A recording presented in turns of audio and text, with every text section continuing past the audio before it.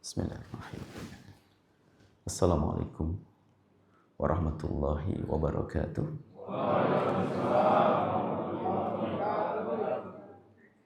Alhamdulillah.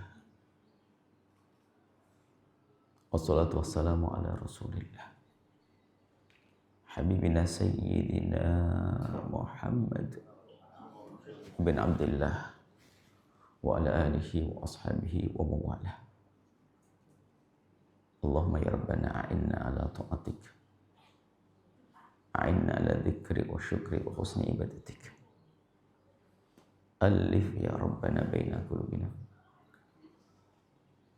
waj'alna ya Rabbana minal mutahabina fik wa minal mutazawirina fik wa minal mutajalisina fik wa minal mutabadhilina fik innaka anta ala kulli syai'in qadir. Amma ba'd, yang sangat kami cintai, kami muliakan, dari semua yang hadir, jadi Pak Kapolres, Masya Allah, dan semua para penjaga negeri yang semoga dimuliakan oleh Allah. Pertama, yakini bahwasanya ibadah itu banyak. Akan tapi ada ibadah yang sifatnya urusan atau qasirah, sangat pribadi antara dia dengan Allah saja. Akan tapi ada ibadah yang luar biasa, yang ada hubungannya dengan hamba Allah. Dan urusan ibadah dengan hamba Allah ini namanya disebut dengan istilah muta'addiyah. Pahalanya terus berkembang.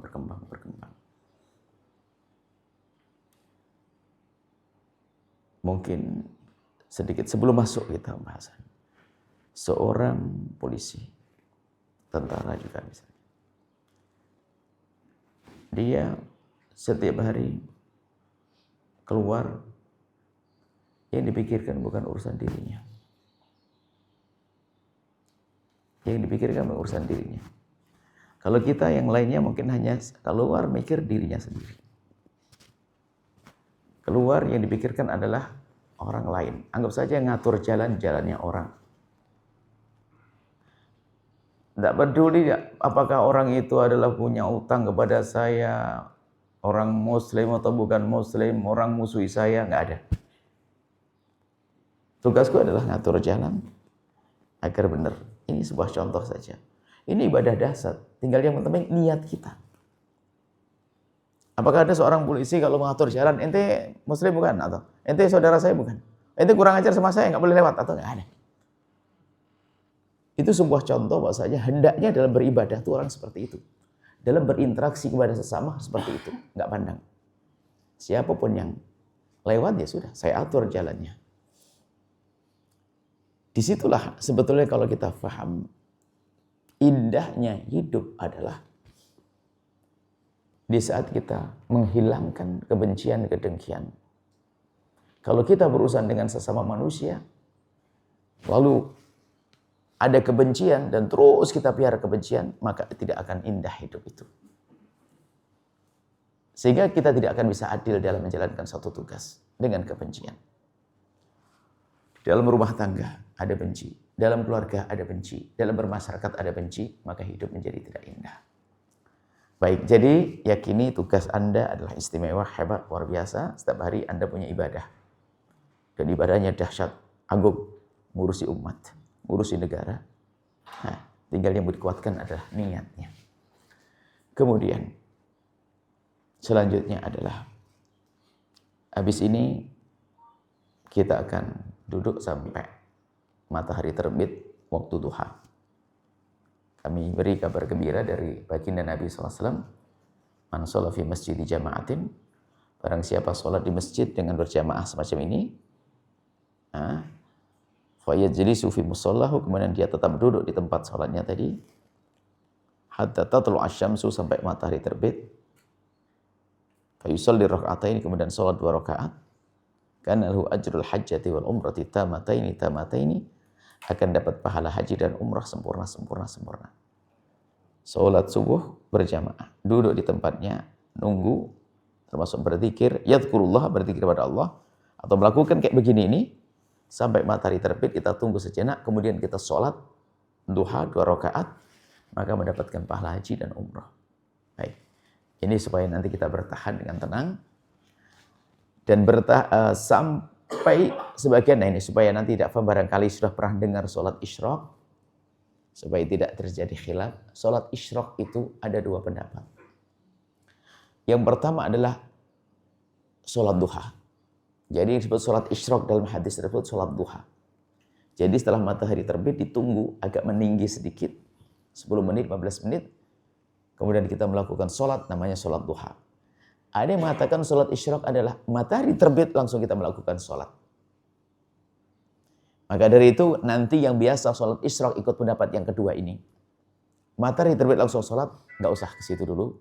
Ikut pendapat yang dikukuhkan, yaitu setelah terbit matahari, kemudian kita tunggu sejenak menjadi sholat duha. Sebab kadang-kadang yang biasa sholat isyraq itu kalau pengajian ini gelisah. Matahari terbit, saya pengen sholat, lalu berdiri. Nggak usah berdiri, tunggu sholat duha, dan itu pendapat yang dikukuhkan. Pahalanya duha, lebih gede lagi.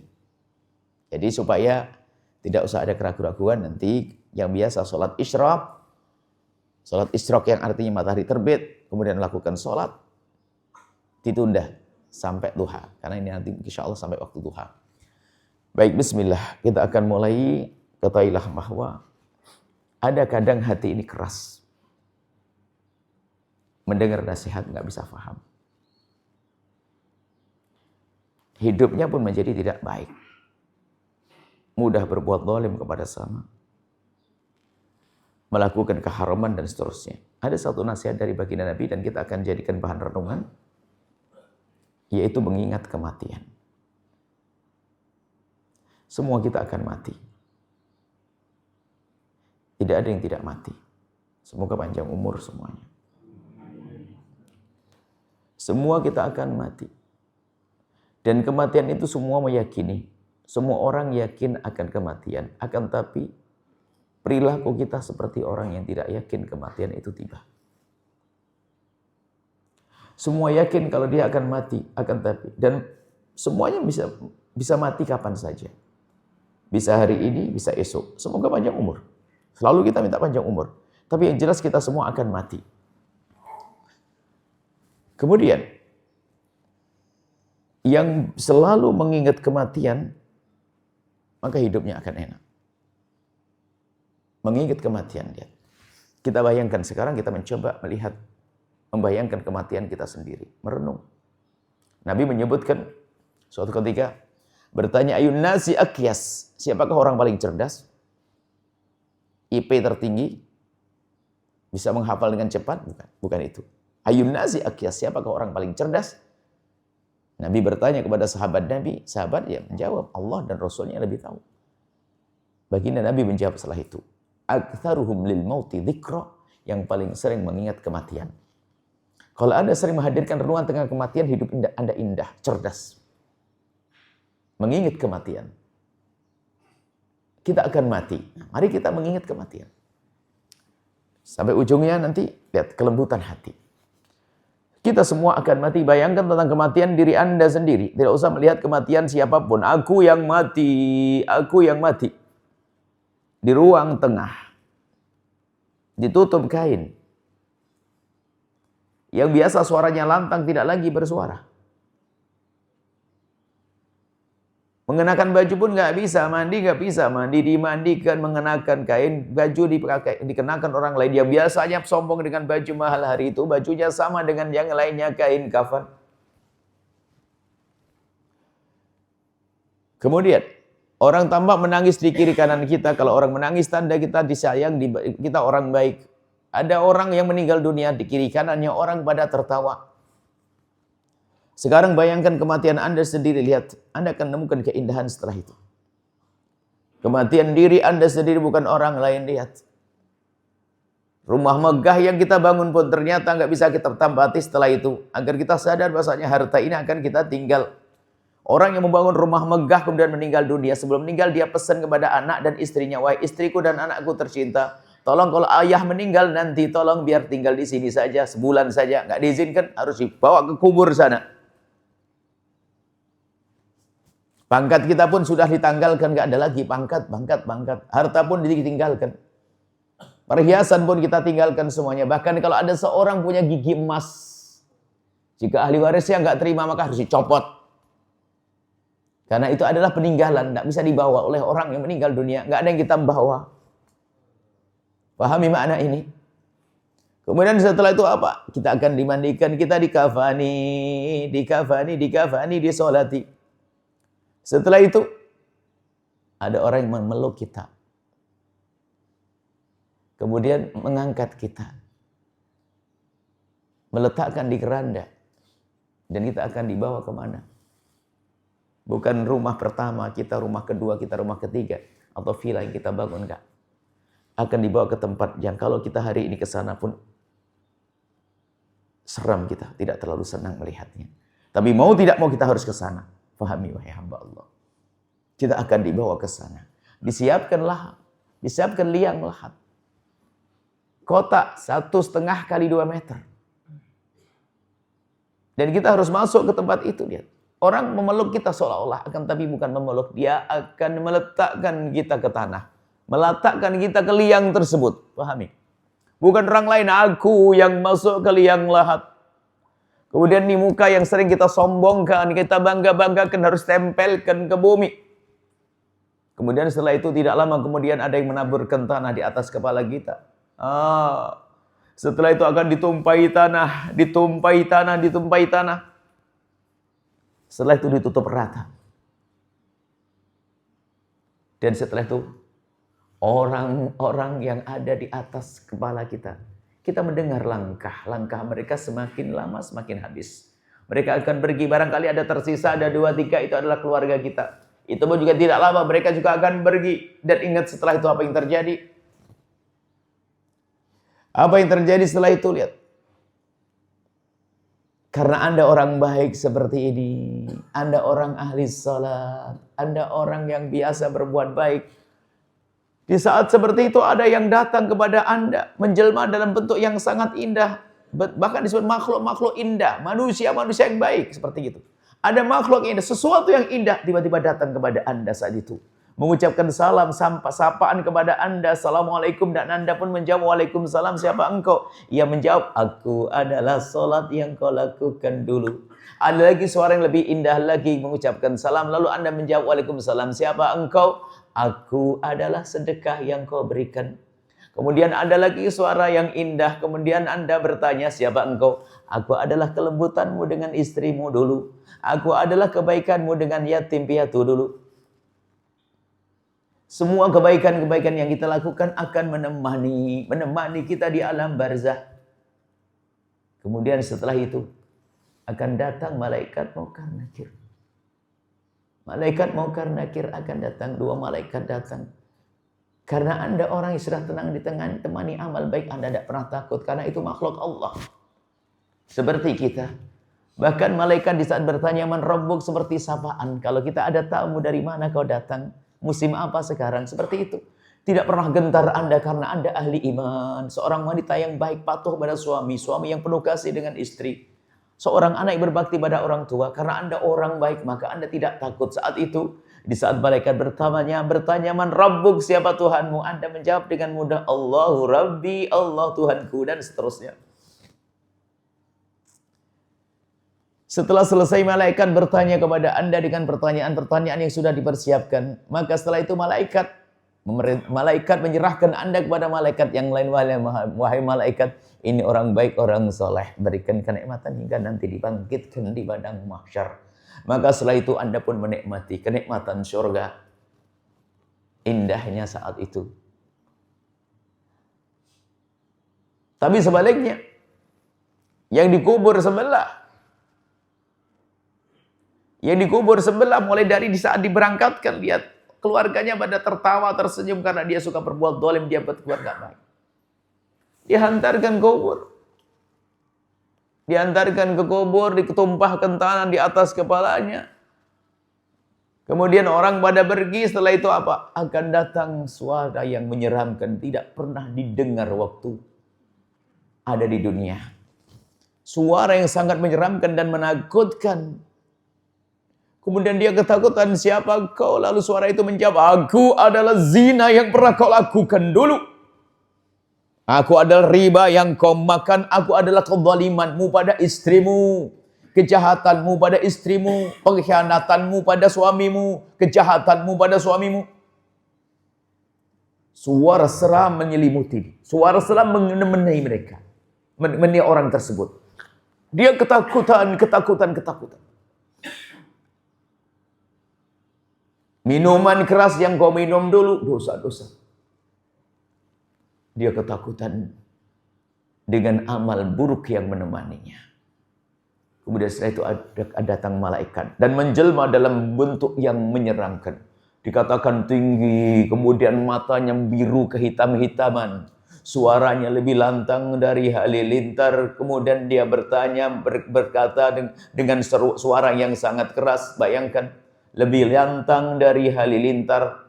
Kita bisa bayangkan kalau kita berada di rumah tua misalnya, suasana tenang, sepi, sunyi. Kemudian kita sedikit takut, tiba-tiba ada gelas jatuh. Kita akan kaget, segaget-gagetnya. Itu hanya sekedar gelas jatuh. Bagaimana dalam keadaan kita? Bagaimana keadaan ditemani amal buruk yang menakutkan. Kemudian setelah itu ada suara yang lebih lantang dari halilintar. Ketakutan seorang hamba. Dia ketakutan. Jadi waktu ditanya, man rabbuk, siapa Tuhanmu? Di dunia hafal, tapi saat ini tidak bisa menjawab lagi. Dia hanya berkata, Kemudian setelah itu karena dia tidak bisa menjawab, lalu dipukul oleh malaikat dengan pukulan yang kalau seandainya pukulan ini dipukulkan ke bumi, ini akan hancur. Dan ditanya lagi, kemudian tidak bisa dipukul lagi, kemudian setelah itu malaikat ini menyerahkan kepada malaikat yang lain. Wahai malaikat, ini orang ahli maksiat, dia pendosa, dia memutus tali persaudaraan, dia berebut waris, dia zina, dia mabuk ini. Beri siksa hingga nanti dibangkitkan di padang mahsyar. Itulah keadaan di alam barzah. Alam barzah bukan kubur, itu yang lahat itu masih dunia. Alam baru yang lebih luas daripada alam dunia ini. Alam barzah. Jika itu adalah orang-orang yang soleh, maka itu seperti itu taman surga, indah. Tapi bagi pendosa akan tersiksa sebelum siksa di akhirat nanti. Sering-seringlah menghadirkan renungan semacam ini. Agar apa? Agar lembut hati kita, kata Imam Haddad. Kalau memang seseorang itu hatinya keras, diberi nasihat tidak faham-faham, diberi petuah nggak mengerti, maka nasihat yang paling dahsyat adalah ingatkan kematian. Kita semua akan mati. Kemudian ayo kita kembali hidup di dunia. Saat ini kembali hidup di dunia, persiapkan untuk mati. Kemudian kita bersiapkan untuk bisa menikmati keindahan di alam barzah dengan amal soleh. Urusanmu dengan Allah bagaimana, hai hamba Allah? Urusan dengan Allah bagaimana urusan solatmu? Urusan dengan Allah mah tidak banyak. Solat 5 waktu. Jangan tinggalkan solat sesibuk apapun, hai hamba Allah.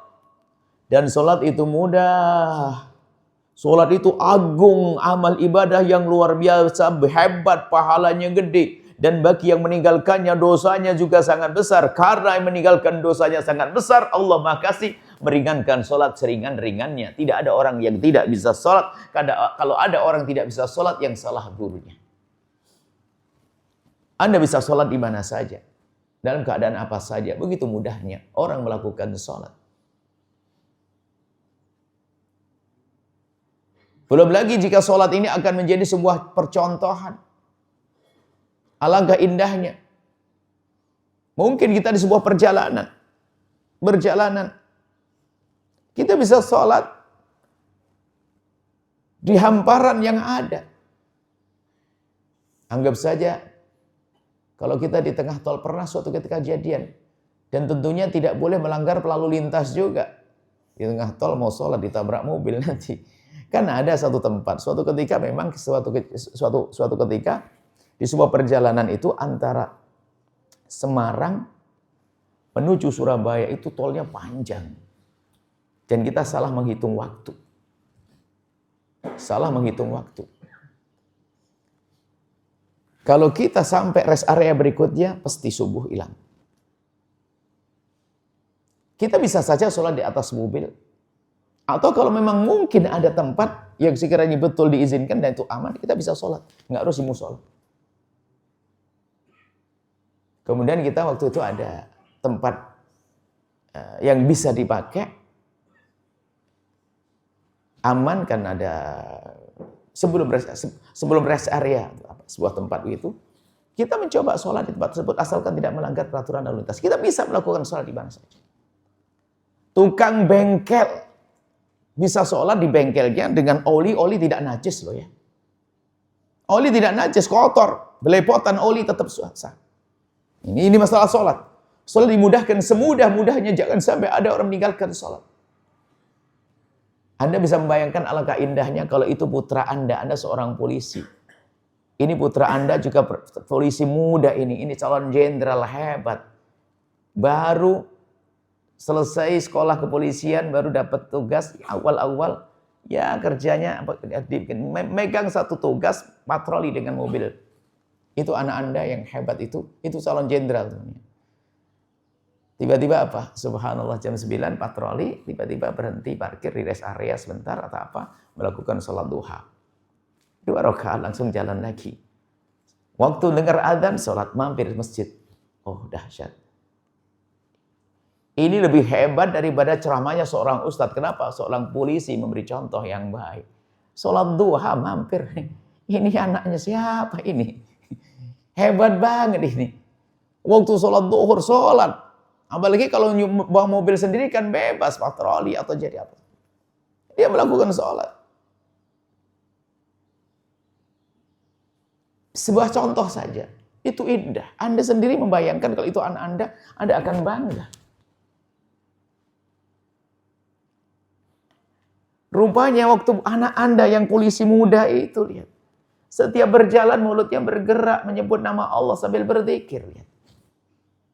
Tahu-taunya selalu basah dengan air wudhu. Setiap air wudhu, setiap batal wudhu, dia berusaha untuk mampir ngambil air wudhu.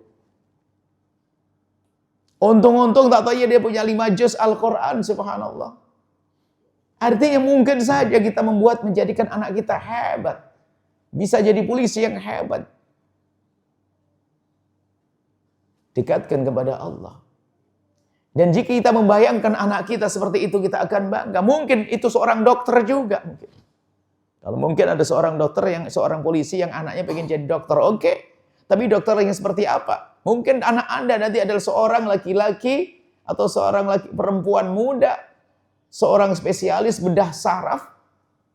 Dia melakukan operasi, setelah selesai operasi telepon Anda, ayah atau mama, umi, telah selesai operasinya, 7 jam saya ngoperasi. Iya nak, alhamdulillah. Mohon maaf umi, kenapa sayang? Biasanya kan 5 juz, tadi hanya 3 juz. Kenapa? Karena suster yang nemeni mengajak banyak ngomong. Masya Allah. Anak Anda, Quran 3 juz sambil ngerjakan tugas. Kita bisa menjadikan kerjaan kita selalu dengan Allah. Dengan Allah. Tengah malam tidak pernah lepas tahajud. Ini urusan dengan Allah. Dan biasakan, bisa semuanya. Kemudian yang paling dahsyat lagi adalah urusan dengan sesama manusia. Ingat, dosa yang kita lakukan saat ini kalau belum diampuni akan kita temui di alam barzah. Dosa yang kita lakukan saat ini akan kita temui di alam barzah, ya hamba Allah.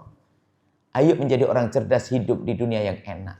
Sama keluarga enak, dengan istri baik, dengan suami baik.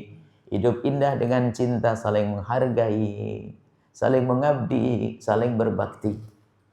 Suasana indah di dalam rumah tangga, ternyata itu muqaddimah keindahan di alam barzah.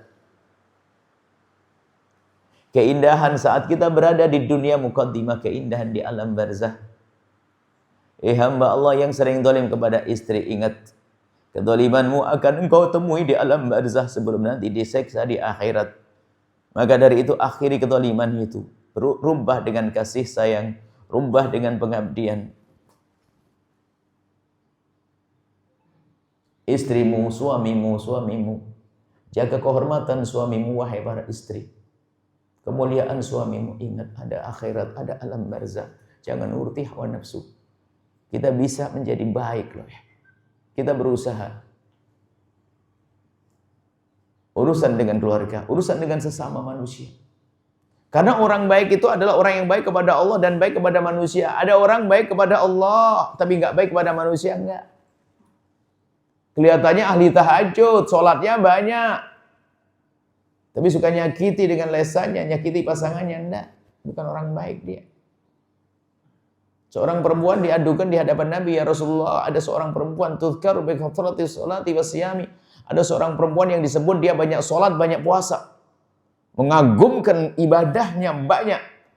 Akan tapi ya Rasulullah, dia suka menyakiti tetangganya, bilisaniha dengan lesannya. Mendengar seperti itu, Nabi langsung menjawab, la khaira fiha, enggak ada baiknya perempuan itu. Innaha min ahlin nar, ahli neraka dia itu. Dia katanya ahli ibadah, ahli sholat. Tapi kalau ngomong sama tetangga suka nyakiti. Itu tetangga di luar pagar, bagaimana kalau kita nyakiti pasangan kita, na'udzubillah. Dan jalani hidup dengan cerdas. Apa sih enaknya kalau kita ngomong kasar kepada pasangan? Apa enaknya ngomong kasar dengan pasangan, menyakiti pasangan? Tidak ada indahnya. Indah adalah kelembutan. Berbicara dengan penuh kasih, dan itu akan menyuburkan cinta. Kekasaran yang dilakukan oleh seseorang akan mengikis cinta yang semula. Cintanya subur akan menjadi hilang. Sehingga hidupnya nanti hanya hidup terlanjur, sudah punya anak, mau ngapain lagi, mau apa lagi. Jangan sampai hidup Anda hidupnya orang yang tersiksa di dalam rumah tangga. Pastikan rumah tanggamu indah, suami istri yang saling mencintai. Dan cinta itu kita suburkan dengan pengabdian. Bukan dengan kezaliman. Ada orang rumah tangganya penuh dengan percekcokan. Kenapa? Lesannya tidak dijaga. Karena dia lupa mati. Dia lupa bahwasanya ada alam barzah, ada tuntutan nanti di alam barzah. Maka pastikan, wahai para istri, baik-baiklah dengan suamimu. Wahai suami, baiklah dengan istrimu. Yang pertama saat ini adalah jangan ngomong kasar dengan pasangan. Gak ada gunanya. Kadang nyuruh yang baik pun kadang dengan kalimat kasar. Makan. Ngapain pakai kalimat kasar? Biar gak kurang gizi, Pak. Gak perlu. Tetap harus dengan kalimat lembut. Suami, istri. Berbicara yang lembut. Dan jadikan rumah Anda indah loh ya. Ada orang Masya Allah, kalau di luar bisa saja Masya Allah hidupnya enak, kayaknya baik, lembut. Seorang ustadz barangkali kalau di mimbar dia bisa menebar senyum. Menebar senyum, tapi sampai di rumah ternyata bikin nangis istrinya. Bukan orang yang baik dia. Khairukum li ahlihi wa ana khairukum li ahli. Sebaik-baik kalian adalah yang baik kepada keluarganya, dan aku orang yang paling baik kepada keluargaku. Suami baik kepada istri, dan nanti istri baik kepada suami. Sebaik-baik istri adalah yang paling baik kepada suaminya, sebaik-baik suami adalah suami yang baik kepada istrinya. Ini penjabaran panjang lebar tentang rumah tangga yang indah. Bahkan kalau sudah dengan pasangan, maksimallah dengan pasangan, wahai para suami. Ustadz, coba bayangin seorang ustadz yang hanya menjaga image, menjaga wibawa saja. Apakah enak coba pulang ke rumah? Kalau pulang di rumah tuh ustadz sudah nggak ada keustatannya. Biarpun jenderal bintang berapapun, kalau sampai di rumah hendaknya sudah nggak ada kayak baginda Nabi. Bagaimana disifati? Baginda Nabi itu kalau di medan laga begitu gagahnya seperti tidak pernah kenal kemesraan. Tapi kalau sudah pulang ketemu istrinya begitu tampak mesra dan indah seperti tidak pernah kenal peperangan. Nah itu.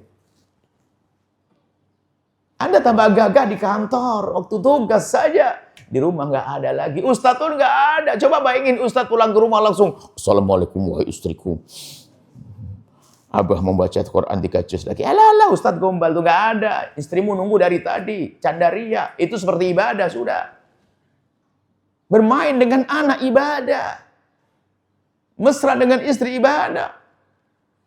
Bahkan istri pun kalau suami lagi ada di rumah, kurangi sholatmu, kurangi baca Al-Quranmu, ngabdi pada suami yang benar, itu ibadah. Waktu suami pergi, habiskan dengan Al-Quran dan ayat.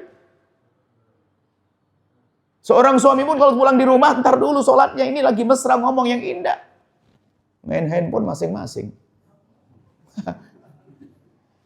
Mana ada keindahan setelah itu? Harus sadar kita. Keindahan itu kita pupuk. Ini sebuah contoh saja. Karena kalau kita zalim, kita keluar nanti di alam barzah mengerikan, jadi teman yang buruk. Yang pertama, tolong jangan biasa dengan kalimat kasar. Pastikan rumah kita. Orang berwibawa tidak harus kasar kok. Bisa saja kalimat lembut tapi penuh wibawa ada. Jadilah Anda orang yang dikagumi, bukan jadi orang yang ditakuti. Menyeramkan, takuti. Ada dua perempuan misalnya punya suami. Ini teman di sama perumahan yang sama, anggap saja rumah dinas berjejer. Suaminya itu berkawan juga, suaminya berkawan, istrinya kawan berdua. Ini kalau jam 4 sore itu dua-dua keluar bareng, buru-buru. Mau kemana? Rupanya mau ke warung membelanjain sesuatu. Membelanja karena Pak tahu suaminya mau datang. Suaminya memang berdua lagi barengan terus karena teman karib kok suaminya. Ini juga teman karib. Dua-duanya keluarnya bareng, memang jamnya pas karena suaminya mau datang, ngerti. Semuanya telepon yang mau pulang. Cuman yang satu jalan ke warung kelihatannya tergopoh-gopoh dengan muka yang sedikit cemberut. Yang satu lagi tergopoh-gopoh dengan senyum. Kenapa? Yang satu, kenapa kamu belanja? Kenapa? Tahu telat nanti suamiku marah-marah. Oh gitu, yang satu itu rupanya tergopoh-gopoh karena biasa dimarahi suami. Yang satu tergopoh-gopoh kenapa? Takut barangnya kehabisan karena begitu senang saat belanjakan suami. Beda rasanya. Karena yang satu suaminya menyeramkan, dia monster. Yang satu adalah suaminya adalah orang yang lembut. Maka Anda pilih yang mana? Jadilah suami yang dikagumi. Kurang lebih seperti itu hidup indah. Anda bisa menghadirkan keindahan. Rumah tangga. Kan sebuah kebodohan orang cari uang, cari rezeki sampai di rumah tidak indah. Capek. Dan indah kita yang memulai, bukan pasanganku. Bukan aku yang memulai keindahan aku. Jangan menuntut pasanganmu. Aku yang akan mulai dengan kelembutan keindahan. Jangan berkata kasar. Satu. Yang kedua, jangan merendahkan pasangan. Merendahkan pasangan, Allah kadang merendahkan. Merendahkan kadang tidak sadar karena memang orang kadang mulutnya selekat-selekit, tajam ngomong. Sampai suatu ketika ada seorang perempuan kena mental langsung dan itu parah sekali. Lagi mesra-mesranya, lagi indah-indahnya, suaminya tuh ngomong menyakitkan. Sampai setelah itu Bu ya, saya hubungan suami istri dengan suami saya sudah nggak bisa, berat. Kenapa? Lagi mesra ngomong, mulutmu kok bau. Ngomong gitu. Bayangkan lagi mesra, padahal mulut suaminya bisa saja lebih bau lagi. Cuman kadang orang mulutnya kasar. Memang. Atau keringatmu bau. Nggak perlu. Memang pasanganmu manusia. Biarpun sudah bersih mandi, nanti tempo tertentu keluar keringat bau. Kecuali suamimu patung, nggak bakal berkeringat. Dan memang gitu. Dalam Islam dianjurkan Anda sebagai seorang suami pulang dari kantor, ya jangan langsung mampir ke rumah dan mampir pom bensin dulu, sikat gigi, bersih-bersih, minyak wangi. Itu kan suami hebat. Jangan sampai pulang ke rumah ngomong sama istrinya nutupkan kerudung di hidungnya setengah jam, suami nggak paham-paham. Nggak bisa. Minyak wangi, berapa ribu sih minyak wangi begini, pakailah, dioles. Sampai mungkin di depan pintu sudah tercium banyak, oh suamiku datang. Suami, kita perlu menghargai lo pasangan. Jangan hanya seorang suami yang pengen istrinya cantik, tapi dianya amburadul. Ini sebab. Memulai dari diri kita sendiri. Aku, seorang istri apalagi, jika mendengar suaminya mau datang, siapkan dirimu. Dan seorang suami kalau pulang dianjurkan untuk beritahu kepada istri, agar istri siap-siap. Telepon saya nggak? Abang mau pulang. Kasih tahu. Supaya apa? Supaya seorang suami tidak menemukan istrinya dalam keadaan yang tidak menyenangkan. Mohon maaf lagi, kumus-kumus. Wah ini enggak. Jadi kasih tahu. Kalau sampai di rumah istrinya masih acak-acakan, kasihan banget tuh. Istri nggak tahu diri tuh. Repot itu. Sudah dikasih tahu nggak paham isyarat. Sang istri di rumah juga siap dengan bersih, sikat gigi, aroma wangi dan sebagainya untuk nyambut suami. Kebiasaan ini sederhana. Ini, yang jangan ngomong kasar, jangan merendahkan pasangan. Merendahkan itu paling luar biasa menyakitkan. Menyifati rambutnya. Kenapa sih rambutmu kok keriting? Aku pengen yang lurus. Ini orang itu serba modelnya begitu, Bang. Yang punya istrinya rambutnya lurus, pengen dikeriting lurus. Semuanya sama. Yang bikin indah adalah mata hatimu yang bersih itu. Dengan cinta itu bikin indah. Bukan masalah rambut lurus atau keriting. Bukan. Dan dia adalah pilihanmu. Dan itu yang halal bagimu. Halal itu ada yang paling indah. Jadi jangan biasa ngomong kasar dengan pasangan. Jangan merendahkan pasangan. Dan memang untuk tahun ini kami mengingatkan orang ada rumah kita tuh indah, Bu, Pak. Rumahmu adalah rumah yang lembut. Kenapa? Agar menjadi rumah yang layak untuk tumbuhnya anak-anak dengan baik. Anak-anak dengan baik. Hari ini anak kita tenggelam di alam maya. Kalau alam nyatanya kita tidak perindah, anak kita lebih jauh dari kita. Yang lembut di rumah. Kita ingin membangun hidup yang baik seperti ini. Kalau ini adalah sebenarnya silsilah khusus tentang rumah tangga. Sekarang bayangkan saja. Ketawaduan seorang suami kepada istrinya. Anggap saja suami melakukan kesalahan. Diingatkan sama istrinya. Hamba nggak boleh, Bang, itu kan salah, dosa. Rupanya seorang suami di saat diingatkan oleh istrinya, bergegas. Dia mendekat sang istri, mengecup keningnya. Makasih sayang, abang diingetin. Dilihat oleh anaknya. Anaknya melihat ibundanya ngingetin ayahnya. Sang ayah nggak emosi. Malah dengan tenang mengecup kening istrinya berkata, makasih sayang. Anak melihat, oh itu cara hidup. Kalau diingatkan harus begitu rupanya. Nggak jatuh Anda. Sebagai seorang suami yang diingatkan oleh istri nggak jatuh.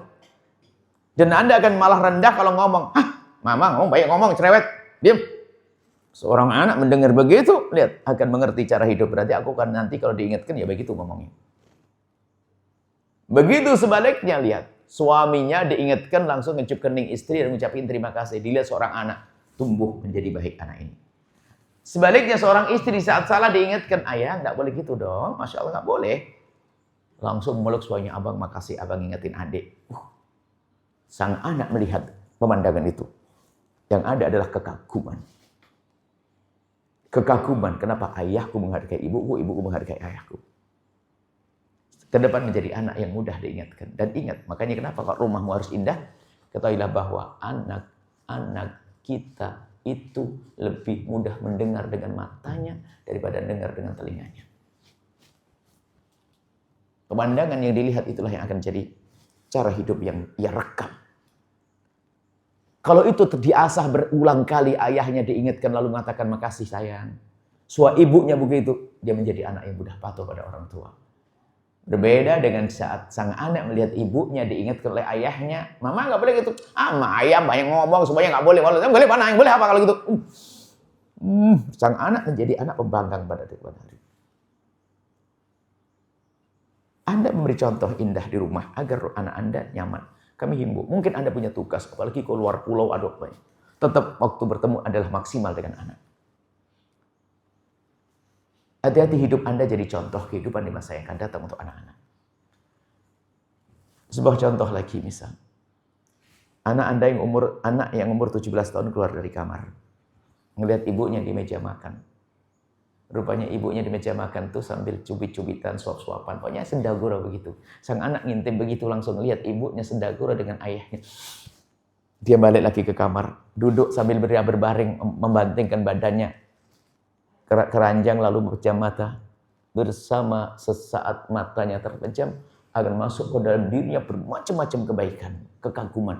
Oh ayahku sayang sama abiku. Umiku sayang ke ayahku. Oh, berarti hidup harus begitu. Indah, terekam. Sehingga menjadi anak memahami cara hidup yang baik adalah dengan cara seperti itu. Kalau nanti di sekolah, kalau ada masalah, nggak akan ribut. Kenapa? Ngerti cara hidup yang baik. Berbeda dengan yang rumah sebelah. Anak keluar dari kamar, lihat ibunya di ruang tamu, berantem habis-habisan. Lanjutin sampai pagi. Geram dia. Sang anak akan marah, akan tertanam dalam dirinya cara hidup.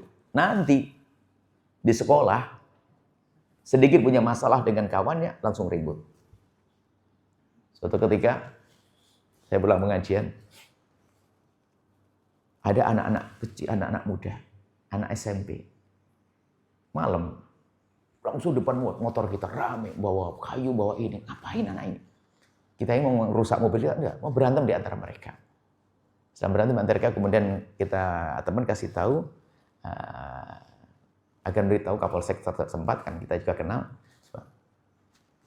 Dan anak ini dikejar, dicari, rupanya apa? Anak-anak muda yang berantem. Pahami? Anak-anak begini ini bagaimana kok bisa tumbuh keras semacam ini?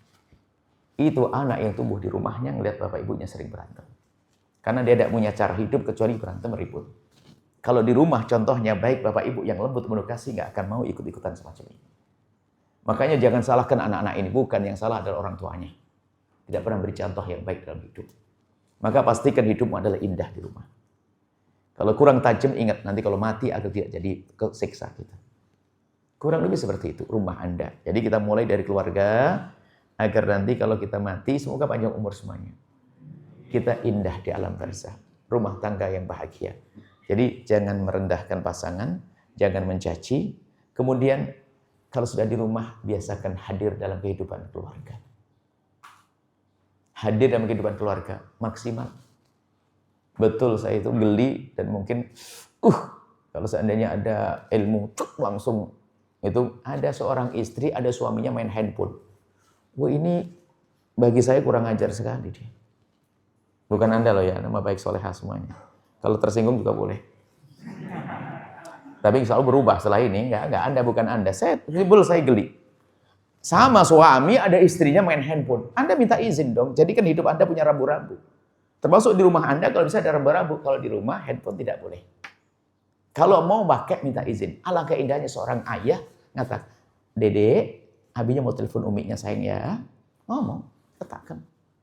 Pemandangan indah. Bayangkan seorang ayah nonton video di pojok sembunyi-sembunyi, ibunya di pojok sana. Anak mau jadi apa? Dan itu nggak sadar seorang ayah kayak begitu. Mau mendidik macam apa? Atau mau punya generasi semacam-macam. Jadi kalau di rumah kalau bisa lepaskan semuanya. Handphone ini semuanya. Biasakan cengkeramah indah. Dan tolong anak-anak Anda anggap, Anda ajak bicara mereka. Jangan sibuk dengan handphone supaya Anda jadi Dede. Gimana tadi sekolahnya saya? Masya Allah belajarnya nanti. Mana bukunya? Mana? Oh, kami rindu Anda menemani anak Anda waktu belajar.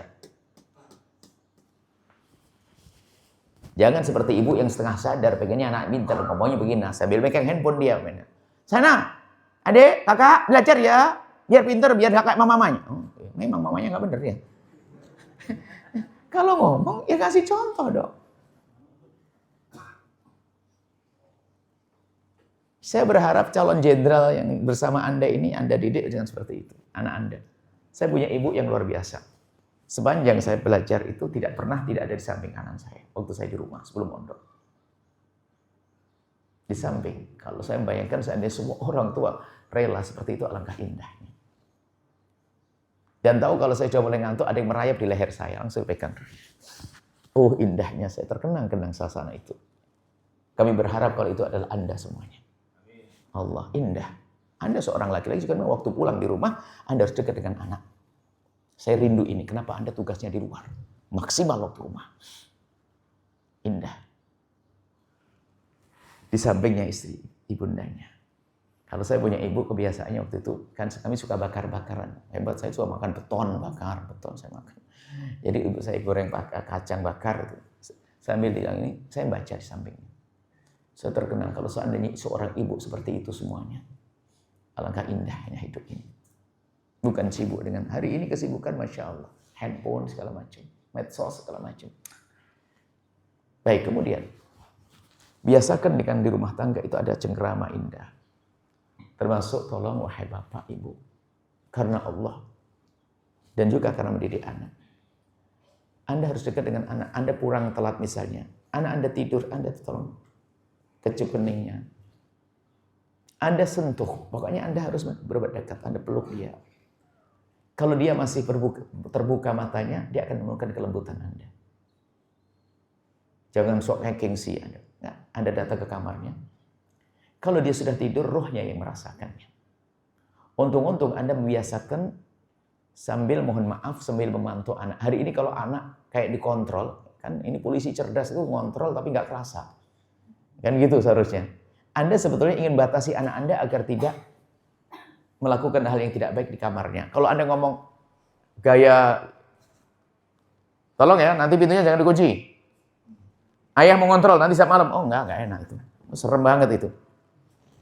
Kalau Anda rubah, Anda menjadi orang baik juga.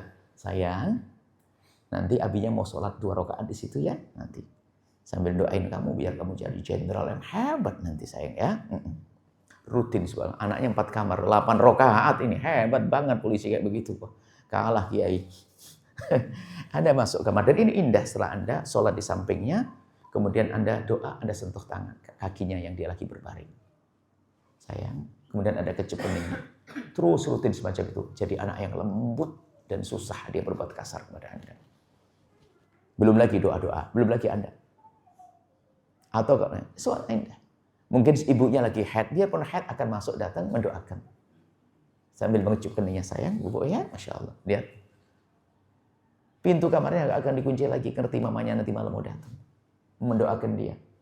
Kita perlu merubah cara hidup. Ingat, anak kita hari ini digiles di alam maya, kita harus kembalikan ke alam nyata yang indah. Dan Anda yang memulai, Anda harus sabar. Betul, di rumah kalau bisa Anda jangan megang handphone. Malu megang handphone harus begitu. Kenapa? Ada jadi contoh yang jelek. Sampai ada loh seorang anak, seorang ibu, anaknya ngajak main, diposting kan. Pas saya baru cerita begitu, banyak ada orang kirim video. Punya, ini contoh. Contoh apa ini dikirim? Seorang ibu, dia megang handphone begini, anak kecilnya, ibu pakai kerudung padahal. Anak kecilnya begitu ngajak ibunya main. Mama, ini. Hebat betul istiqomahnya sang ibu megang handphone. Sampai gini-gini tuh. Ditarik anaknya, handphonenya enggak berkembang. Oh, dahsyat banget itu orang. Haji. Enggak layak ibu. Dan juga khususnya solehah yang di rumah. Solehah yang di rumah punya kesibukan positif. Handphone tidak sehat bagi siapapun. Handphone hari ini tidak sehat. Baca Al-Quran, baca buku, dan seterusnya. Lagi-lagi masih contoh untuk anak. Baik, mungkin sepintas ini. Kami hanya memberikan gambaran wawasan hidup yang enak di rumah. Rumah tangga Anda harus baik. Kemudian, mungkin yang terakhir ya, jaga mata. Selagi Anda semakin menjaga mata, Anda semakin indah yang halal. Mata. Yang halal hanya istriku, selesai. Yang halal hanya suamiku. Jangan mencoba-coba, mohon maaf. Mencoba-coba yang haram. Kalau orang sudah mencoba yang haram, yang halal menjadi tidak indah. Bisa saja seorang suami menjadi semakin tidak indah. Kenapa? Ada istrinya itu memang orangnya bagus, baik sekali. Cuman mungkin kurang riang. Na'udzubillah, berkomunikasi dengan perempuan yang sangat riang. Akhirnya bandingkan. Seolah-olah istrinya nggak ada apa-apanya. Gara-gara dia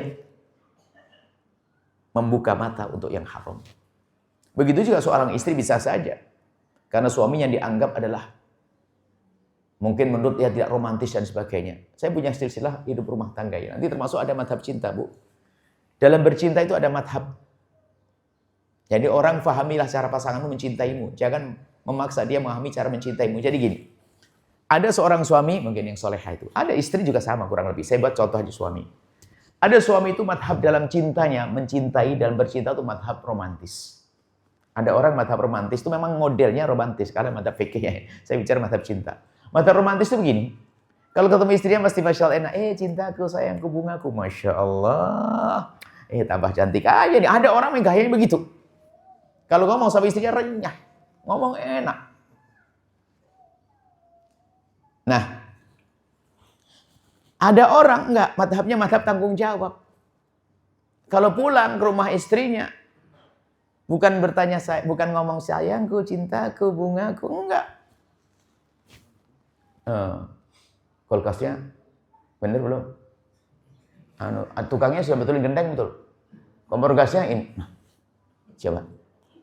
Ini seorang perempuan yang nggak memahami, dia akan nggak memahami dunia cinta, dia menganggap suamiku udah kayak suami temanku. Suami temanku nasa sayangku, bungaku. Suamiku ngomong kompor gas, kulkas, AC itu madhab namanya madhab tanggung jawab sebetulnya. Itu tanggung jawab. Kenapa? Karena mulai kemarin istrinya ngeluh tentang kompor gas, tentang AC, makanya pulang ke rumah ini ditanyakan itu. Cuma adalah istrinya dulu nggak paham-paham. Madhabnya mah tanggung jawab. Sampai begitu tanggung jawab, tapi orangnya kurang romantis. Tapi tanggung jawab itu cara mencintainya. Sehingga seorang istri pesan suaminya, abang, tolong belikin ini, nggak jawab. Pulang di rumah ada, ini loh. Tapi yang satu lagi, yang mata romantis itu kadang-kadang kalau istrinya pesan, sayang belikan ini, oh tenang, siap. Siapnya panjang begitu. Sampai pulang di rumah, lupa. Itu model. Lupa sampai di rumah nggak ada barangnya. Abang mana titipannya? Allah. Lupa. Cuma karena dia mata romantis, Bu, nggak akan kecewa istrinya. Sayang, bener, abang tadi sudah mau beli, cuman gara-gara ingat kamu, lagi buru-buru dulu. Wah, mata romantis. Pokoknya, ya artinya, ada orang memang punya cara. Maka dari itu, wahai istri yang solehah, fahami cara suamimu. Jangan pernah berhayal cara mencintai orang lain. Na'udzubillah. Itu merusak sama seorang perempuan. Sama seorang laki-laki juga sama. Istrimu adalah istrimu itu yang halal. Baik, ini saja. Kemudian itu untuk persiapkan apa? Kalau kita mati nanti enak. Jangan sampai kita punya kezaliman. Nanti kita ada zalim pada keluarga, rebutan waris dan sebagainya. Serem, ngeri. Yang rebutan waris juga itu bahasan bagus lagi. Yang rebutan waris itu biasanya suka rebut waris. Itu yang paling kaya, yang paling alim, yang paling banyak ibadah. Nah itu, kita menemukan di alam nyata. Syaitan tuh gede. Nah, makanya, ayo kita merenung. Polisi ahli surga banyak. Ustadz masuk neraka juga ada. Makanya jangan sampai Anda pesimis. Anda harus optimis. Saya akan menjadi polisi soleh. Lihat, zikir. Anda harus punya zikir sambil berjalan bersolat kepada baginda Nabi. Kalau lihat yang haram nggak boleh. Aku ingat istriku yang halal. Allah, istrinya di rumah juga demikian. Indah sekali hidup Anda, kan begitu. Tapi kalau sudah mata jelalatan, semua enak sendiri. Karena ada sebagian mengatakan, wah, orang mukul rata, ada polisi begini. Ada satu dua dia ngomong, enggak, yang saya menemukan polisi soleh, betul. Sampai saya bingung, nemeni saya bawa mobil begitu tuh. Dengan yang adzan kan enggak bisa kedengaran. Ya, sholat di mana, Bu ya? Ya, sholat di mana ini? Kalau ustadz kan ngerti jamak ini ntar boleh nundur. Kalau enggak, artinya menunjukkan ustadz itu kadang-kadang ngentengin juga. Gampang lah sholat kan gitu ya. Karena yang penting tidak keluar dari waktu nanti. Enggak, ini seorang polisi tapi begitu. Sholat, Bu ya, gimana, Bu? Nanti ketinggalan jamaahnya. Haji, ini polisi hebat banget. Jadi jamnya itu bunyi manggil dia untuk sholat. Kurang lebih seperti itu, ayo. Silahkan mau ditanyakan, sudah masuk waktu duha. Ingat kematian ya, sering Anda merenung setiap malam agar Anda tidak sampai di alam barzah nanti tersiksa dengan dosa-dosa yang kita lakukan. Allah Maha Kasih. Allah Maha Kasih. Yuk. Mau ditanyakan? Baik, kami persilakan kepada para jamaah sekalian yang memiliki pertanyaan. Dalam sesi tanya jawab ini kami batasi untuk pertanyaan kepada 3 jamaah dan masing-masing pertanyaan hanya diberikan waktu selama 3 menit. Sebelum masuk pokok pertanyaan, silakan memperkenalkan diri. Kami persilakan kepada para jamaah yang memiliki pertanyaan.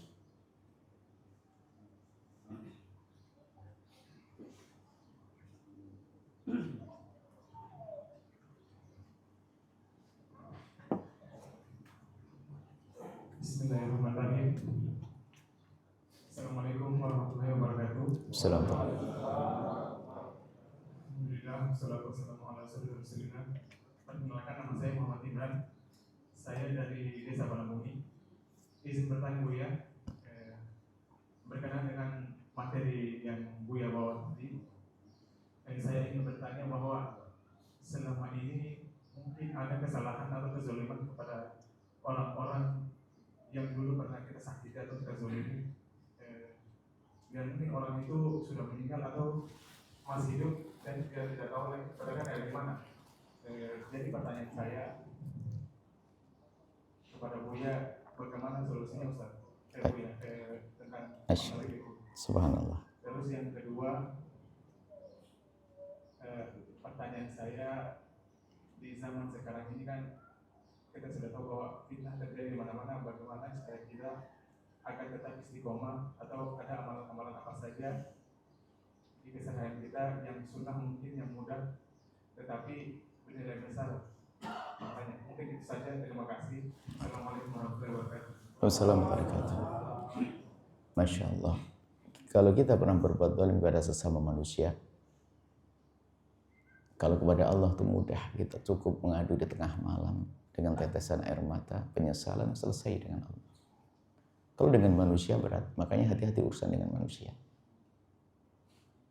Jangan sampai kita berdolim. Nah, sekarang saya pernah berbuat dolim dan saya menyesal.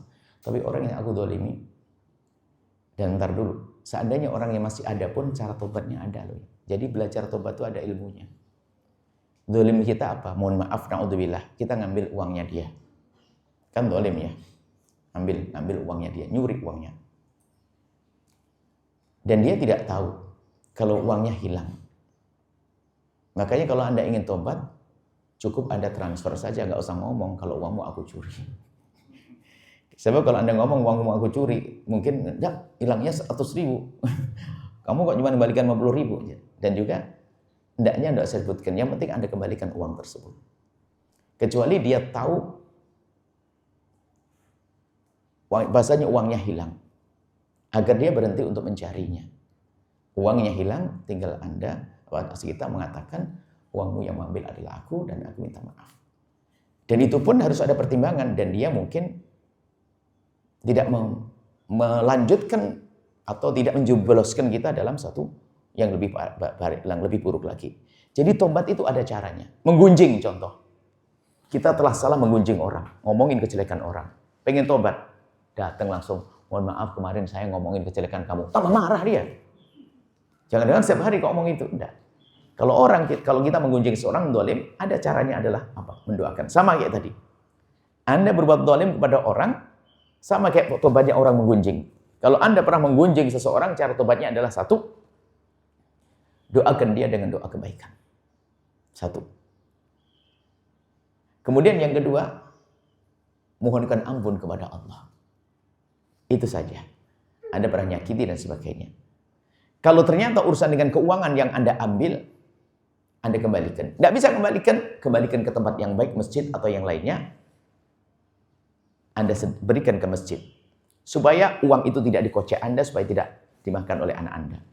Cuman resikonya, setelah uang Anda berikan ke masjid, kok tiba-tiba orangnya datang, Anda harus ganti. Kalau nggak datang, aman. Anda nggak dosa sampai kapanpun. Yang jelas, kalau kedoliman urusan harta, segera keluarkan dari kocek Anda. Supaya tidak keburu Anda mati, tak tahu yang diwaris oleh anak kita. Na'udzubillah. Orang seperti itu. Jadi, doakan dia, kemudian mohonkan ampun kepada Allah. Jika ada urusan harta, dan uangnya ada, Anda beri orang yang nggak ada, Anda berikan ke masjid, yatim piatu, Anda sedekahkan ke sana. Cuma, kalau tiba-tiba orangnya nongol, Anda wajib menggantinya. Kecuali dia mengerelakannya. Anda bisa terus terang, Pak, aku dulu mau mengembalikan uang yang aku ambil di kamu. Utangmu lah, anggap saja. Cuman kamu nggak ada, saya berikan ke masjid. Gimana? Ente terima atau enggak? Oh nggak terima, harus balik. Sudah, saya bayar. Kalau dia nerima, dia beres. Kalau dia mengatakan, oh sudah nggak apa-apa. Ya. Kamu juga ngaku kok aku maafkan, beres.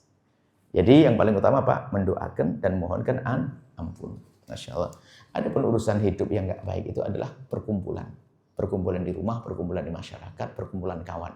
Maka jangan Anda duduk dengan orang yang menjadikan Anda semakin tidak baik. Anda rugi. Jadi nggak bisa istiqomah. Temennya nggak sholat, nah ikut sholat. Temennya mabuk, ikut mabuk. Temennya suka nonton film nggak jelas, notir. Jadi kawanmu itu penting. Berkawanlah dengan orang-orang baik, maka akan menjadi baik. Teman, persahabatan, persaudaraan. Kurang lebih seperti itu. Ada satu lagi. Kami perkenalkan satu pertanyaan lagi. Pada jamaah ibu-ibu yang ingin bertanya pada Buya.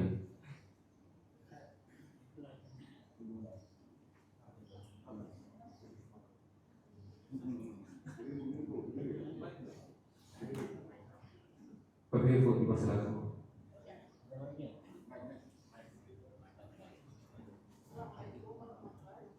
Salam. Sebentar pakai mic Bu, biar dengar.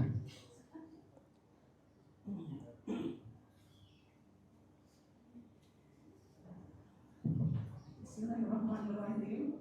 Assalamualaikum warahmatullahi wabarakatuh. Assalamualaikum. Saya Ibu Fadilah Nur Rahman dari Donggala. Saya mau tanyakan tentang masalah sholat sunnah suruh. Itu apa harus sholat berjamaah di masjid atau bagi ibu di rumah bisa? Masya Allah, pertanyaan yang bagus Ibu. Ibu yang tidak lagi di masjid, baik sholat isyraq. Cuman harus tahu Anda sholat isyraq ada dua pendapat. Syuruk atau isyraq, oke sama. Sholat syuruk atau sholat isyraq. Sholat syuruk pendapat yang pertama yang dikukuhkan sholat syuruk adalah sholat duha. Ini pendapat yang pertama. Anda boleh mengambil pendapat yang kedua, sholat syuruk adalah sholat di saat matahari terbit. Nah, akan tetapi kalau Anda mengambil pendapat yang satu ini, yang kedua, sholat syuruk matahari terbit, tapi jangan sampai nggak duhaan. Sebab yang pahala gede adalah sholat duhanya, yang dahsyat lagi. Duha sholat dikukuhkan. Nah, sholat syuruk itu adalah biasa dilakukan orang di masjid tadi. Yang di rumah tetap dianjurkan. Kalau Anda ingin menjadikan sholat duha, jelas duha boleh di mana saja. Apakah harus di masjid? Yang di rumah ya di rumah. Karena di musola, di tempat sholatnya. Ibu-ibu yang berada di rumah ya di rumahnya. Mungkin ada yang berkata, aku lagi tugas gimana untuk mendapatkan pahala syuruk ini. Kan tadi disebutkan, duduk di musolanya sampai terbit matahari lalu. Kalau orang punya kesibukan harus kerja, pergi ke kantor, nanti nunggu sampai duha, bubar kantornya, polisiannya nanti. Tapi dia berusaha, saya akan keluar dari tempat ini, tetap saya dengan berzikir kepada Allah. Berusaha untuk menghindari omongan dunia segala macam. Sampai nanti waktu duha, dia sholat duha. Sampai di rumah pun boleh ibu, di rumah. Karena memang orangnya lagi sholat di rumah. Pertanyaan suatu, makasih. Ada yang lain? Satu pertanyaan. Baik, silakan. Itu ada kanan, depan. Silakan. Mic-nya, pinjam mic-nya. Sana.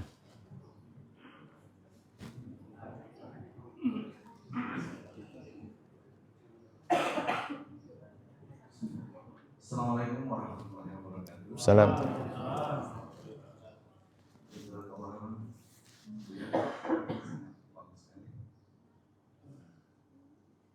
Yang perlu kami tanyakan, tidak dimunafikan, memang di rumah tangga itu terjadi cekcok atau berbeda pendapat. Akan sangat berbeda situasinya dengan saat berpacaran dulu. Jadi kiatnya yang perlu kami tanyakan Bu ya, bagaimana kiat-kiat untuk mengembalikan situasi sehingga situasi di rumah tangga itu menjadi sangat Baik, Masya Allah. Assalamualaikum. Makanya nanti ada, kita membuat satu diklat cinta untuk anak-anak muda. Dan rupanya menarik bagi anak-anak SMA.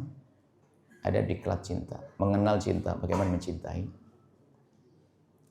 Dan cinta itu indah. Cinta itu luar biasa indah. Akan tapi indahnya cinta sering dinodai oleh hawa nafsu kita. Dan orang yang tidak punya cinta itu cacat hatinya. Cinta harus. Cuman yang menjadi masalah adalah salah di dalam mencintai.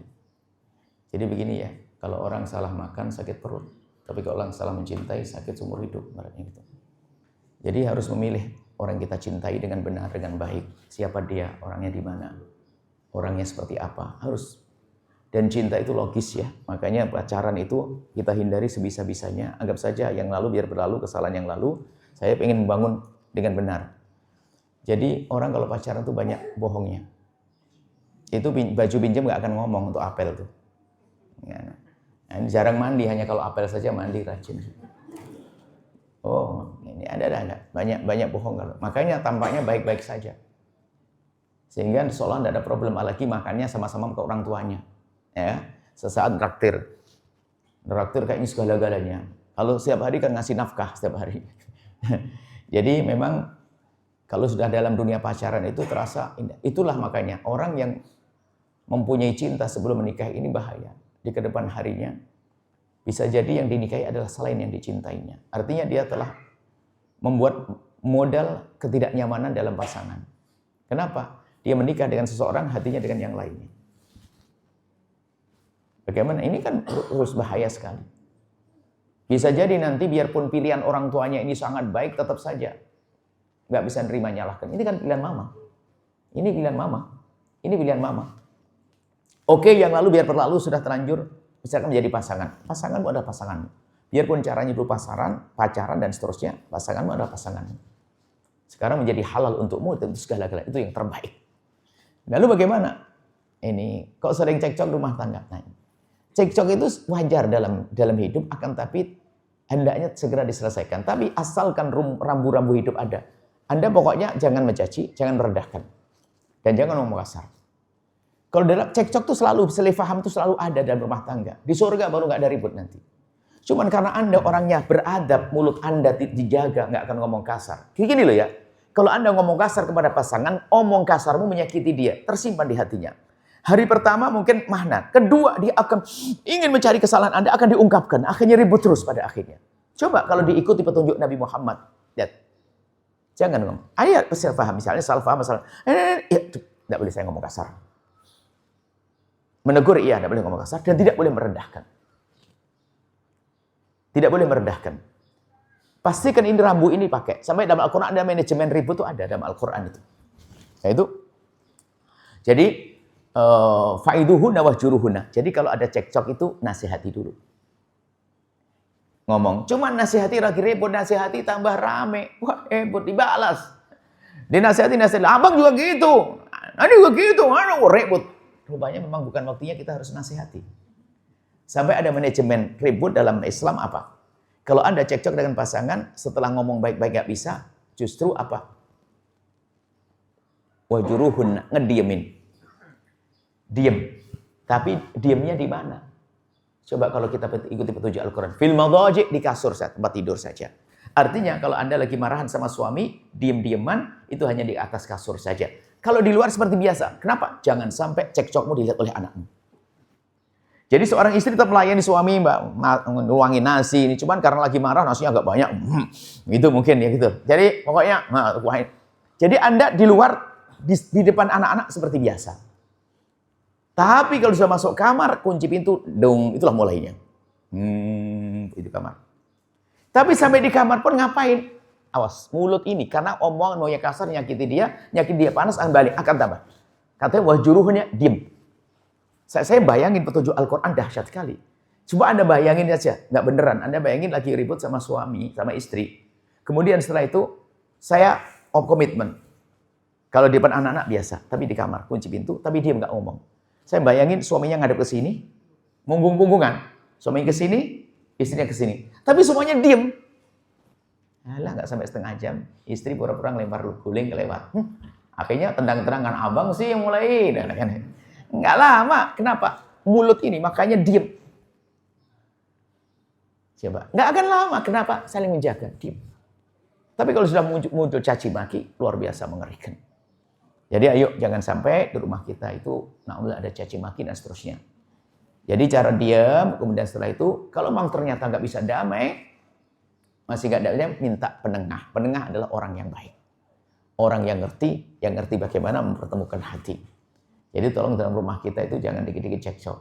Nah ini memang ada cekcok harus selalu ada dalam rumah tangga. Biasa, cuman kadang-kadang karena orangnya bijak. Cekcok yang pakai caci maki, subhanallah. Waktu damai kayak pengantin baru lagi. Kayak pengantin baru lagi, penyesalannya dalam maafin ya. Ya aku yang salah kok. Bukan itu.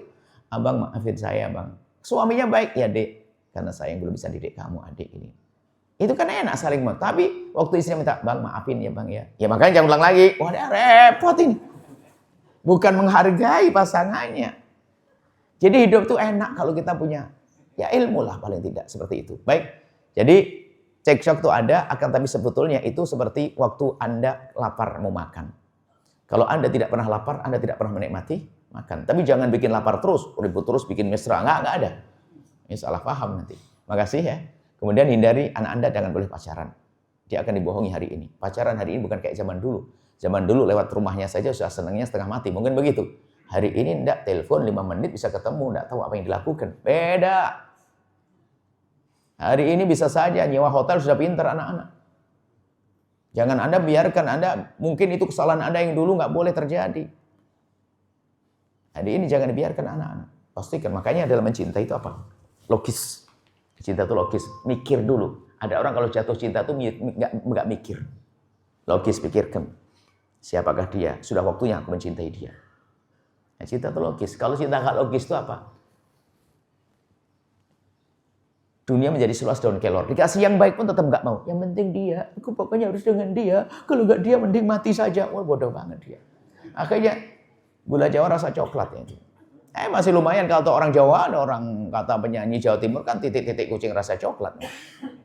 Baik, orang lebih seperti itu ya. Ayo yang indah. Jangan sampai, termasuk mohon maaf. Bayangannya, pacaran sama seseorang kemudian menikah dengan yang lainnya. Ini bahaya lagi. Kenapa? Dengan pacarnya no problem, dengan suaminya ada problem. Perbandingannya itu orang lain lagi, ini lebih bahaya lagi. Kalau tadi perbandingannya masih suami yang sama, pacarnya sama. Bisa dipahamkan. Tapi kalau orang lain betul-betul terus tamaknya untuk mencari pacarnya dulu. Na'udzubillah. Tidak akan indah setelah itu. Terus tetap ingat pacarnya, ingat kenangan dulu. Na'udzubillah. Ayo kembali kepada Allah. Yang halal itu yang paling indah. Kurang lebih seperti itu. Cukup karena waktu sudah siang. Begitu? Atau bagaimana? Bebas saya. Masih ada pertanyaan dari keluarga Pak? Ibu. Cukup ya? Baik, hadirin hadirat yang dirahmati oleh Allah Subhanahu wa taala. Maka kita memohon doa, menundukkan kepala, memohon berkah kepada Allah Subhanahu wa taala dengan doa penutup yang akan dipimpin oleh Buya Syarif. Baik, setelah ini kita melakukan sholat duha dan bubaran. Masyaallah. Bismillahirrahmanirrahim. Alhamdulillahirabbil alamin. Allahumma sholli ala habibina sayyidina Muhammad wa ala sayyidina Muhammad. Allahumma ya Allah, pandang kami dengan kasih sayang dan cinta dari-Mu ya Allah. Kami mohon ya Allah, jadikan kami hamba yang saling mencintai karena-Mu ya Allah. Ya Allah, wujudkan keindahan dalam rumah tangga kami. Suami istri yang saling mencintai karena-Mu ya Allah. Jauhkan kami dari kezaliman. Jauhkan kami dari zalim pada pasangan kami. Dan kami mohon ya Allah, tambahkan kecintaan kami kepada pasangan kami. Tambahkan kecintaan kami kepada pasangan kami hanya dari-Mu cinta itu ya Allah. Jangan Kau kurangi sedikit pun, kami takut jika Kau kurangi cinta lalu kami kurang mengabdi ya Allah. Ya Allah, kami ingin hidup kami semakin indah dengan cinta di hati kami kepada pasangan kami. Ya Allah, jauhkan kami dari yang haram. Mata kami jauhkan dari melihat yang haram ya Allah. Jauhkan kami dari melihat yang haram ya Allah. Dan kami mohon ya Allah, ampuni kami. Dan kami mohon ya Allah, jika ada di antara yang hadir di sini, ada suami yang zalim kepada istri, kami mohon lembutkan hatinya. Sehingga setelah ini tidak lagi berbuat zalim kepada pasangannya. Jika ada di antara yang hadir ini ada seorang istri yang zalim kepada suami, tidak baik kepada suami, kami mohon lembutkan hatinya ya Allah. Sehingga setelah itu yang ada adalah keindahan dan kebahagiaan. Dan kami mohon ya Allah, anak-anak kami, jaga anak-anak kami, muliakan anak-anak kami, dan mudahkan kami mendidik anak-anak kami. Jadikan rumah tangga kami indah, penuh dengan cinta. Dan kami mohon ya Allah, suatu ketika Kau akan cabut nyawa kami. Ya Allah, panjangkan umur kami dalam ketaatan serta sehat walafiat. Dan kelak saat Kau hendak mencabut nyawa kami ingin kami dalam kemuliaan. Dan kami ingin ya Allah di alam barzah kami mulia ya Allah, maka ampuni dosa kami ya Allah. Ampuni dosa kami yang sangat banyak yang kami tidak bisa menghitung satu demi satu ya Allah. Ya Allah, ya Allah, kami takut menghadap-Mu dengan dosa-dosa itu ya Allah. Dosa sesama kami, dosa kami kepadamu ya Allah. Dosa kami kepada keluarga kami, kepada anak kami, orang tua kami, pasangan kami ya Allah. Ampuni kami ya Allah, ampuni kami ya Allah. Dan kami mohon seperti Engkau pertemukan jasad kami, pertemukan hati kami dalam cinta karena-Mu. Jauhkan kami dari dendam dan benci. Maka kami mohon jika ada orang berbuat salah kepada kami, menyakiti kami, zalim pada kami, aniaya kepada kami, fitnah kami, menggunjing kami, ampuni mereka ya Allah. Kami tidak ingin mendendam kepada siapapun ya Allah. Dan kami mohon ya Allah, mudahkan kami dalam menjalankan tugas dan berikan ketulusan, keikhlasan. Sehingga apa yang kami lakukan dalam menjalankan tugas ini semuanya ibadah yang akan kami petik buahnya nanti di akhirat ya Allah. Dan kami mohon ya Allah, jaga negeri ini ya Allah. Jaga negeri ini ya Allah. Dan kami mohon jadikan kami juru damai di negeri ini ya Allah. Jangan Kau jadikan kami ahli fitnah di negeri ini. Dan kami mohon ya Allah, berikan kepada kami pemimpin yang baik. Jika pemimpin kami sudah baik, tambahkan kebaikannya. Jika pemimpin kami belum baik, Engkau Maha Kuasa untuk menjadikan dia baik. Dan kami mohon ya Allah, ya Allah, ya Allah, yang sempit rezeki lapangan dengan rezeki halal penuh berkah. Yang sakit sembuhkan, yang punya hutang mudahkan kami dalam bayar hutang-hutang kami. Dan kami mohon ya Allah, ampuni segala dosa kami. Jauhkan kami dari sebab kehinaan. Jauhkan kami dari minuman keras. Jauhkan kami dari meninggalkan sholat. Jauhkan kami dari judi yang hina dan Kau hinakan. Jauhkan kami ya Allah dari zina yang hina dan kau hinakan itu ya Allah. Zina yang hina di diri, zina hina di keluarga, zina hina di masyarakat, zina hina di dunia, zina hina di akhirat. Jauhkan kami dari zina dan mukaddimah-mukaddimahnya ya Allah. Cukupkan kami dengan yang halal darimu ya Allah. Jika ada di antara kami ada hambamu yang pernah terpeleset dalam hina dan busuknya zina, kami mohon berikan kesadaran ya Allah, kesadaran ya Allah. Berikan kesadaran dan ampuni dia dan tutup aibnya di dunia sehingga di dunia tidak terhinakan dan tutup aibnya di akhirat sehingga di akhirat tidak kau hukum ya Allah. Ya Allah, ya Allah. Dan kami mohon ya Allah, jauhkan kami dari menggunjing berzina. Dan kami mohon ya Allah, ampuni kami semua, panjangkan umur kami dalam ketaatan serta sehat walafiat.